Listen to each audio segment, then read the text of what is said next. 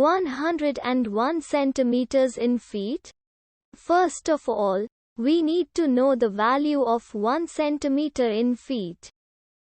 It's always 1 centimeter equals 0.03280839895 feet.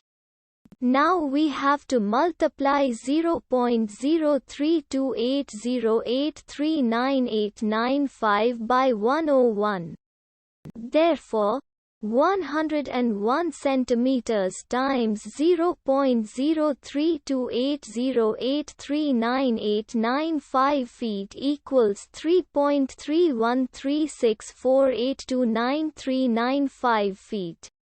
So, in other words, 101 centimeters equals 3.313648299395 feet. We hope you have enjoyed this video. Please like and subscribe to our channel for more videos like this.